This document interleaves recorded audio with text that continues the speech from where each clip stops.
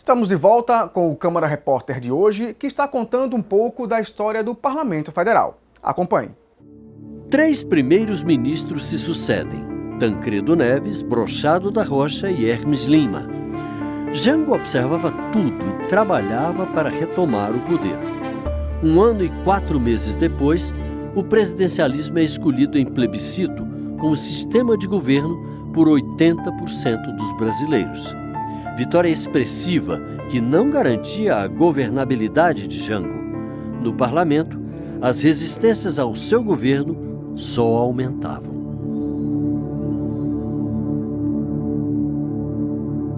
E nenhum primeiro-ministro, por mais hábil que fosse, conseguiu organizar coalizões estáveis, com maiorias estáveis, que apoiassem essas necessidades de programação governamental no âmbito econômico, né?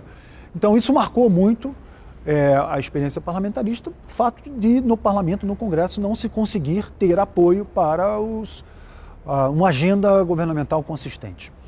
Então, a partir dessa instabilidade, o João Goulart conseguiu apoio para chamar um plebiscito, porque a partir do plebiscito, supostamente, ele teria a capacidade, sim, de ter legitimidade e capacidade, sim, para avançar um plano consistente de governo.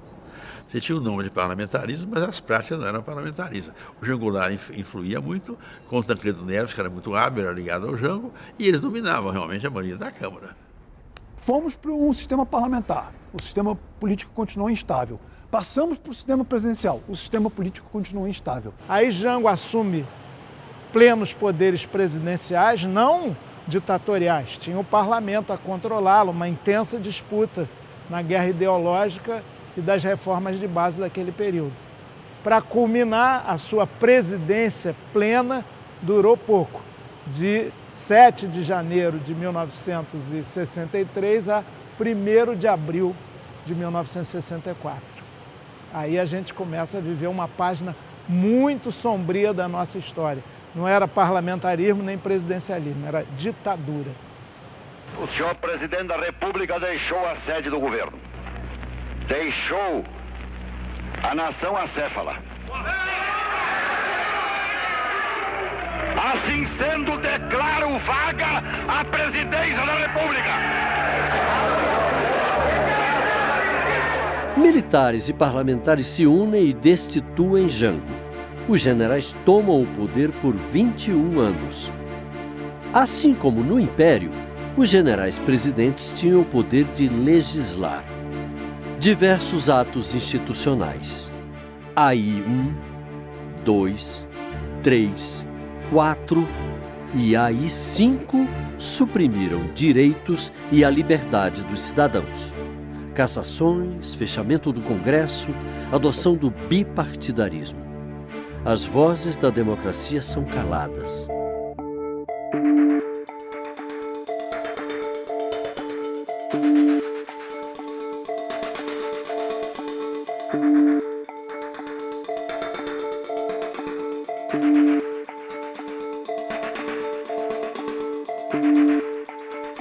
Do bipartidarismo construído pelos militares, nasceu uma oposição inesperada.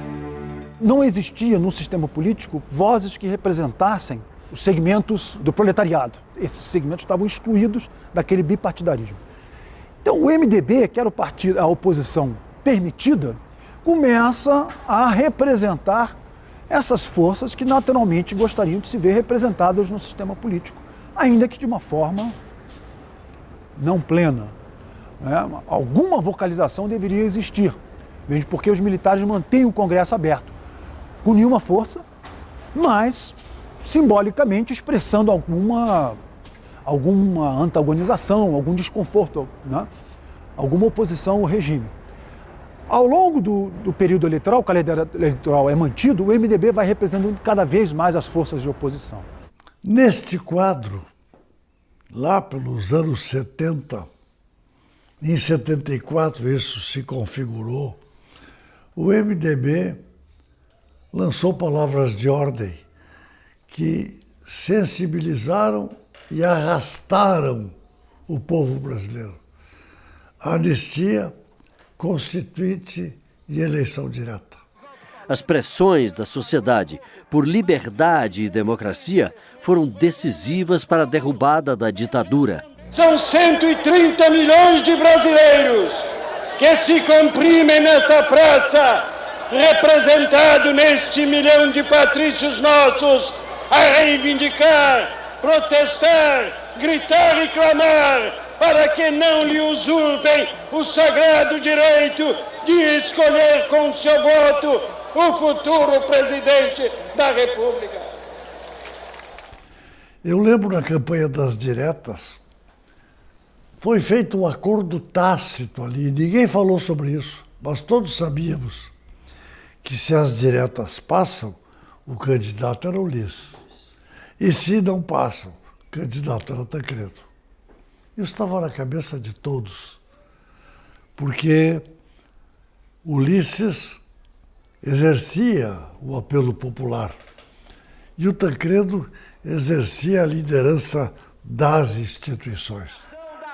A democracia ampla, geral e irrestrita estava por vir. As eleições para deputados, senadores e governadores ocorrem em 1982. Ainda faltava a eleição do presidente. Em eleição indireta, novamente, o parlamento elegeu Tancredo Neves para ocupar a presidência. Mas Tancredo é vítima de uma doença grave e morre antes de assumir. Tem início a nova república. Logo no início, há um período econômico de muita crise e muita dificuldade dos civis de governarem o país. Mas foi no bojo desse período de muita crise que a Constituição nova foi escrita, houve a consolidação da democracia e do pluripartidarismo e eleições para presidenciais em 89.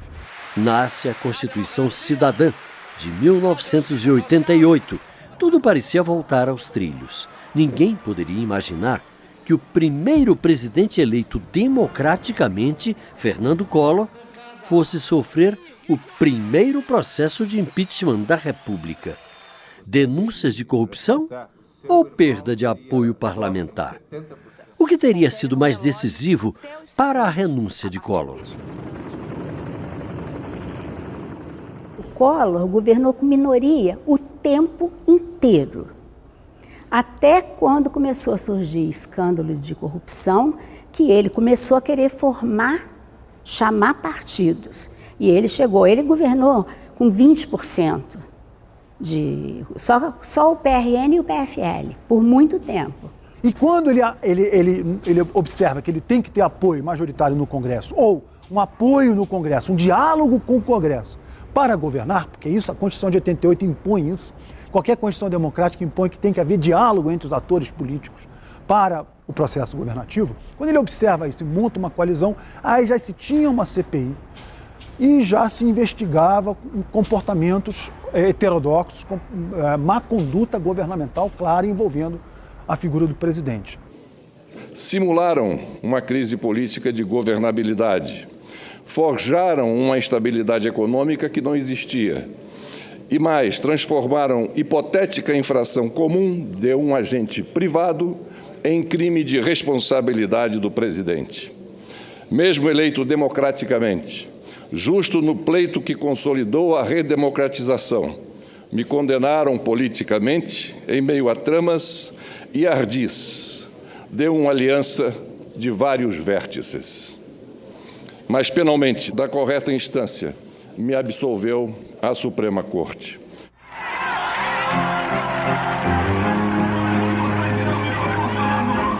O processo de impeachment reacende e dá esperanças aos parlamentaristas que aguardavam o plebiscito de 1993 para decidir a forma e o sistema de governo no Brasil.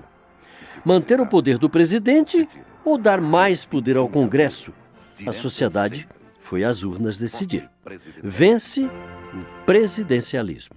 O presidencialismo cria um ambiente de desconforto e de conflitos entre o presidente e o legislativo e, no nosso caso, entre o judiciário também. No regime parlamentar, não. Quando há uma crise, convoca-se o povo. Há eleições, elege um novo presidente, dissolve-se as câmaras, faz uma nova eleição. e aí o país recomeça uma nova vida. É um sistema em que o povo participa e que os grupos políticos que são falhos do governo se afastam. Sinceramente, eu acho que esse modelo está esgotado. Falta a percepção disso, que o modelo presidencialista, com a composição da Câmara pelo voto proporcional em lista aberta, é indutor do conflito e da crise. Eu gosto de falar em governos de coalizão. Governos de coalizão, quando você tem multipartidarismo, eles funcionam mais ou menos igual, tanto no parlamentarismo como no presidencialismo. A não ser que você ache que presidente pensa diferente do que primeiro-ministro, que presidente não quer governar, quer mandar só, e que primeiro-ministro quer governar, o que eu acho que é um preconceito total. Esta é a comunicação. Durante os mandatos de Itamar, Fernando Henrique e Lula, as relações entre executivo e legislativo dependiam de coalizões entre diversos partidos. Ulisses Guimarães. O processo de impeachment de Collor foi um importante recado dado pelo parlamento. Não se governa o Brasil sem o apoio do poder legislativo. A presidente Dilma Rousseff experimentou esta lição. Ao contrário de Collor, não renunciou. Resistiu até o fim para não ser impedida. Mas o Congresso foi até o fim do processo e a destituiu de seu mandato. 61 senadores. O impeachment é um processo jurídico-político. Às vezes, um componente é mais forte do que o outro. No caso de Collor, o componente jurídico teve muito peso. No caso de Dilma, preponderou, na minha avaliação, o componente político. Mas os dois momentos não prescindem da conjugação. É preciso que você aponte a violação da legalidade, ainda que seja, cá para nós, um pouco forçada, como foi no caso da Dilma. O Collor quis governar sem o Congresso, foi impedido. O impeachment da Dilma é uma coisa distinta. Ela tinha uma coalizão com os partidos. O principal partido, que é o PMDB, que é o partido-chave em todos os... O partido de centro maior é o partido-chave em todos os governos de coalizão. Estou dizendo no mundo, parlamentarismo, presidencialismo. Porque ele é um partido de centro. Ele tanto pode ir para cá quanto pode ir para cá. Ele foi com o PT. Na hora que resolveu que tinha uma chance de assumir e que o PSDB deu apoio, ele foi para lá. E aí acabou a coalizão. A verdade é que o resultado eleitoral de 2014 foi um rude golpe em setores da elite conservadora brasileira. Disseram que as eleições haviam sido fraudadas, pediram auditoria nas urnas, impugnaram minhas contas eleitorais e, após a minha posse, buscaram de forma desmedida quaisquer fatos que pudessem justificar retoricamente um processo de impeachment. Tenho a consciência tranquila. Não pratiquei nenhum crime de responsabilidade. As acusações dirigidas contra mim são injustas e descabidas. Cassar em definitivo meu mandato é como me submeter a uma pena de morte política. Nem Collor, nem Dilma tinham o gosto e o jeito para a convivência política. Isto quando surge um processo de impeachment com certo fundamento jurídico. E quando a base popular se esvai, é uma conjugação mortífera.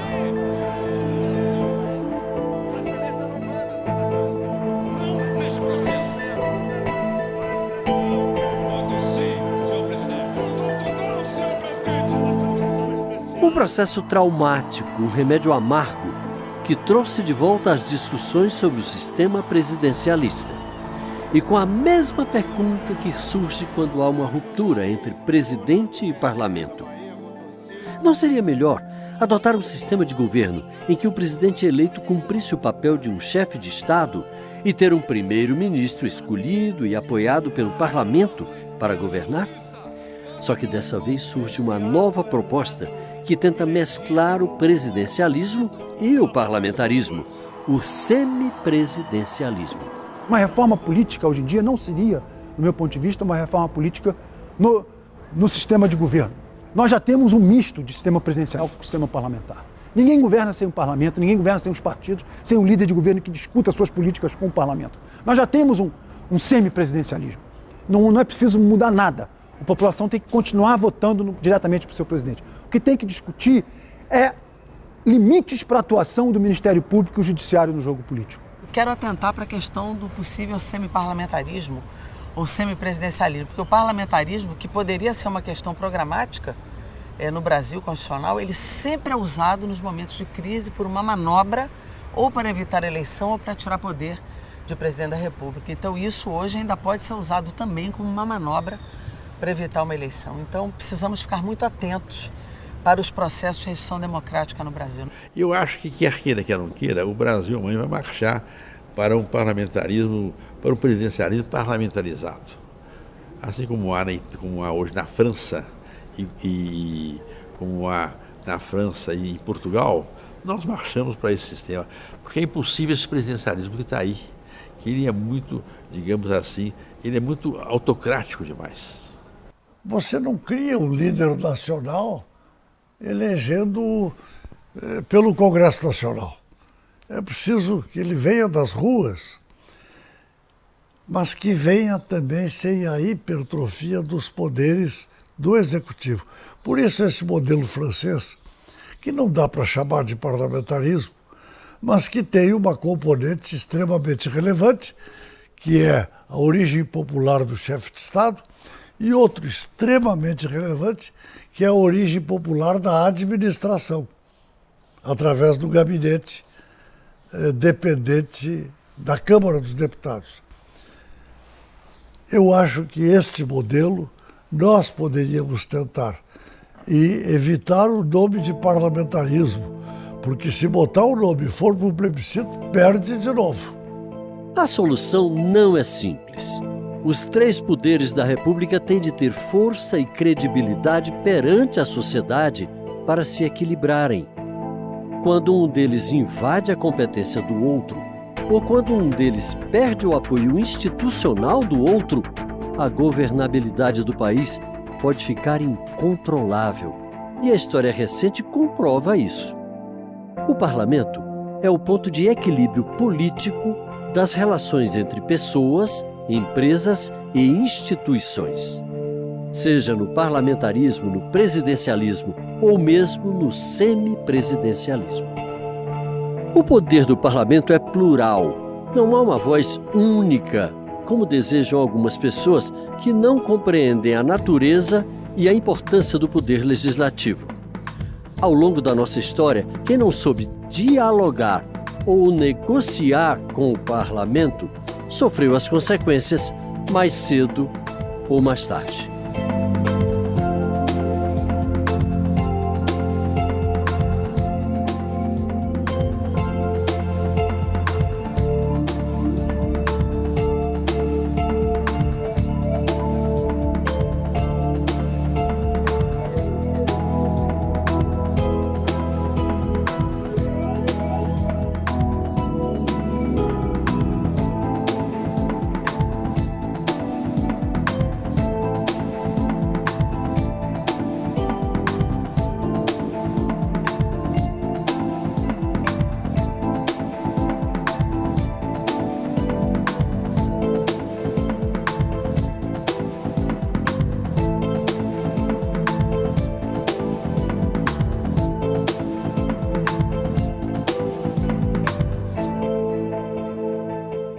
Na edição de hoje, contamos a história do poder do parlamento brasileiro, desde a sua criação, durante o Império, até os dias de hoje.